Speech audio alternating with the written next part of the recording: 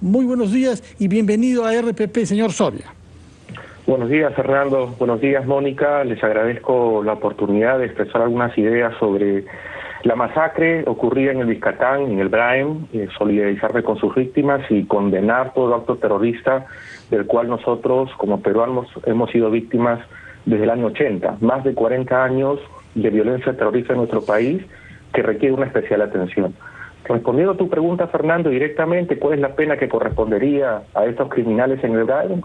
Concretamente es la cadena perpetua, sin lugar a dudas, porque en ellos coinciden o confluyen una serie de agravantes del delito de terrorismo.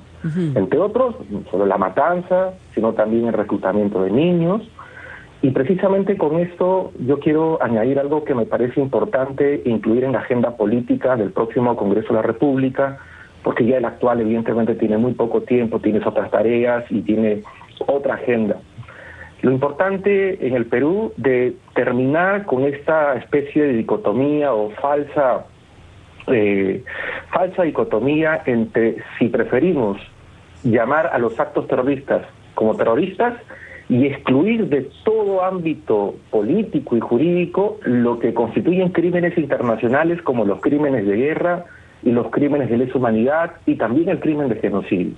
En el Perú existe una especie de falsa dicotomía entre si es que llamamos a una situación como un contexto de conflicto armado no internacional o una guerra interna, un conflicto interno, se asume de que desaparecemos de plano el terrorismo. Y no es cierto. De hecho, el crear esta falsa dicotomía nos permite o genera o favorece a los grupos terroristas porque se deja de ver otros crímenes que estos terroristas están cometiendo en el Braem. Por ejemplo, además de las masacres que ha ocurrido en el Biscatán, se pierde de vista la cantidad de personas que se encuentran hoy recluidas al margen de su voluntad, sometidas a servidumbre, esclavitud, entre mujeres, personas mayores, niños, niñas, adolescentes y todo tipo de hombres de diversa edad. Y eso, por ejemplo, no se condena y se viene cometiendo en el Braem desde más de 20 años. Esos comportamientos, bajo el derecho internacional, constituyen crímenes de lesa humanidad, porque detrás del comportamiento de estos grupos terroristas, aliados además con el narcotráfico, existe toda una política destinada a atacar a la población civil y someterlos a sus mandatos y cometer una serie de crímenes, desde el reclutamiento de niños, matanza, tortura, lesiones, seguro embarazos forzados, abortos forzados y toda esta serie de explotación, de servidumbre y esclavitud que sin duda existe.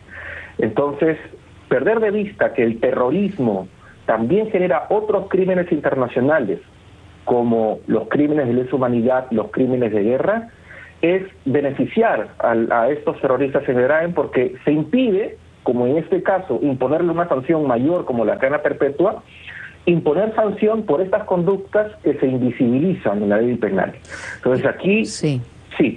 Sí, la pregunta que yo quería era aterrizar toda esta, que a mí me parece francamente que debería estar al margen esta discusión entre narcotráfico y terrorismo. Todos conocemos la historia, es decir, después de la captura de Abimael Guzmán, hubo, porque había sido derrotado militarmente Sendero Luminoso en ese momento, lo que nos queda claro es que ellos iban a encontrar formas diferentes de esparcirse. Por un lado, entrar dentro del sistema político de alguna forma, y por el otro, estos remanentes de Sendero que estaban en desacuerdo con esta decisión inicial de Sendero Luminoso, pero al final trabajan juntos. Y en el lugar donde se encuentran en el Braem, no entiendo por qué algunos insisten en decir solo es narcotráfico o solo es remanente de Sendero. En realidad están trabajando juntos. Sí, en realidad la ideología, si podríamos llamarla política, entre comillas, porque la ideología política supone una condición democrática, tiene que ver con el comunismo, tiene que ver con la misma ideología del pensamiento Gonzalo, un movimiento terrorista que ha golpeado al país. Y precisamente no se puede excluir la serie de comportamientos criminales que existen actualmente en el Braem. Es terrorismo, pero además hay un componente de narcotráfico. Y adicionalmente existe un componente de exclusión social que también se ha perdido de vista desde que la Comisión de la Verdad y Reconciliación expidió su informe, que podría tener críticas, pero me parece que es un buen material objetivo de estudio, reúne muchísima información valiosa para que en todo caso quienes están en contienda electoral y sus equipos entiendan de que detrás de ese informe de la Comisión de la Verdad hay una especie de ruta de la exclusión social y que convertido esto en políticas públicas podría convertirse en una ruta de la inclusión social, porque precisamente esa exclusión social fue el caldo de cultivo para que estos pensamientos terroristas, guiados por el pensamiento Gonzalo, guiados por el comunismo, generen adhesiones en la población, pensando en que era la mejor vía para cambiar sus vidas, pero no es cierto, ya que nosotros conocemos la historia. Entonces, es importante conocer, digamos, mirar las cosas desde un plano puramente objetivo, con una visión de país, y entender de que hay materiales importantísimos, obligaciones internacionales, materiales como el informe final de la Comisión de la Verdad, con críticas o sin ellas, pero hay material importante ahí para poder convertir en políticas públicas aquello que ha generado en el pasado un olvido en esta población.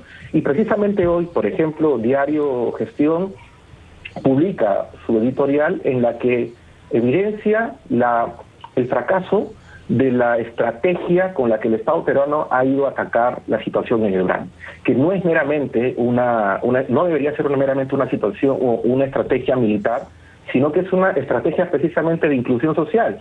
Uno de los problemas es el tema agropecuario. El café, el cacao no son productos que por parte del Perú se vendan en el exterior.